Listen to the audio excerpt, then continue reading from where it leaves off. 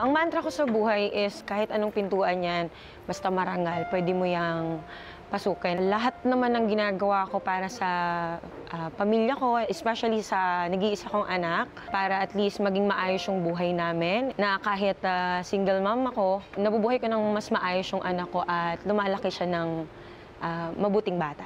Hi, baby! Kalin, andito na si Mami. So, lalaban lang si Mami para maging masaya yung buhay natin dalawa. I love you, baby Kalin. Hi! Ako si Vern Oras. I'm 24 years old from Caloocan City. Vernilyn Oras. Vernilyn, galing naman ni Vern. Dito tayo sa second floor. Hello, Vernilyn. 1, 2, 3. You are so beautiful. Ang Yes, ganda ni naman, Vernilyn. Vernilyn. Alam mo, Kuya Kim, si Vernilyn, a single mom. And lagi siyang lumalaga rin ng mga pagkanta sa mga iba't ibang lugar. Ayun. At hindi niya makakalimutan, Kuya Kim, may nag-request sa kanya tapos nag-propose pa. Nag-propose? Sa kanya. Ay, hindi mo sa'yo. Sorry. Kala ko sa'yo. Ano nangyari doon? Paano? Sa isang wedding event po yun. Then, kinansyaba ko nung lalaki na sabi niya, pwede bang pakikanta yung song na Palagi? Sweet mo. Magpo-propose yung lalaki. Kasi magpo-propose. Another TF Hindi yun. ko po alam, Anong kinanta hindi ko mo? po alam na na Anong kinanta mo? Anong kanta? magpo-propose pala siya. Pinakanta niya lang sa akin. Kaya after nung kinanta ko yung Palagi, sabi ko, sir, parang nagkakalimutan tayo. Ay, Wala na. In-stop ka na. Hindi ka binigyan ng tip? Alam mo, ginamit ka lang nun. Ang mga lalaki talaga, manggagamit. Ano kaya masasabi ng ating inampalan? Napansin ko may konting problema tayo sa phrasing. Nagpuputol ka sa maling lugar. Kasi kagaya nung, I was down, my dreams were wearing. Putol. We're wearing thin. Dapat tuloy. Tapos, yung pronunciation natin ng long E na mga words, kagaya nung believe, siguro kailangan mong pag-aralan na bigkasin paulit-ulit. Yung mga long E, kailangan. Yung last word mo na tonight, hindi masyado siyang nasa pool. So, para mas maganda ang magiging resulta nito, I think, bigyan kita ng ibang tips ng paano mo malalaman kung ano yung mali mo. Isang pwede mong gawin, i-record mo yung boses mo. Pakinggan mo kung tama yung mga notes. Isa pa, kumuha ka ng isang marunong makinig. Yung kukunin mo, yung sasabihin sa'yo, ito hindi mo natumbok, ito hindi, ito mali. Kumuha ka ng isang kaibigan mo na marunong kumanta, makikinig sa'yo.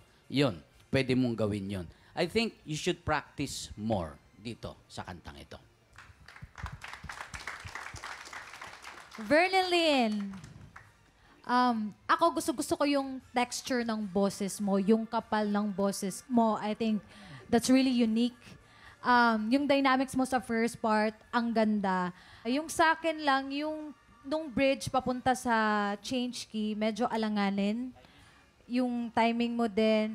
And siguro yung maaano ko sa'yo, learn to control your voice also, not just sa low. Ang ganda ng low notes mo eh. Especially doon sa high notes mo din. Control mo lang siya. Para kasi minsan nasa sharp, like nalalampas ng onte. And dun sa bridge, siguro naghanap pa ako ng more power ng onte para ma-feel ko lang yung climax ng song. But I can say na this song, bagay siya sa boses mo. Siguro more power pa if ever makapasok ka man sa next round. Thank you. Maraming salamat sa ating inampalan. Ano kaya ang scores na ibibigay ng ating inampalan? Ang stars na binigay ko sa'yo today ay...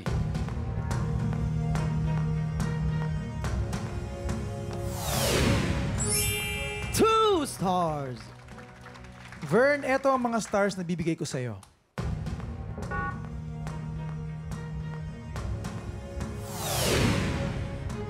Three stars. Maraming salamat. Mamaya na po natin ipapakita mga scores ni Jessica. So far po si Patrick ay meron ng 7 stars. Si Vernilyn naman, 5 stars. Sinong kalaho kaya ang hahamon sa ating kampiyon ngayon?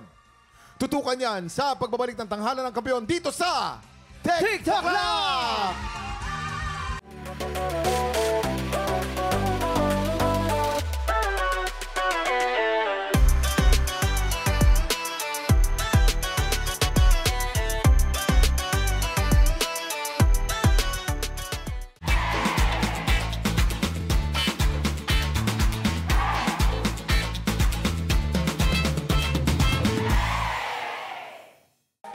Tropa, pinanood mo hanggang sa dulo itong video na to. Very good ka!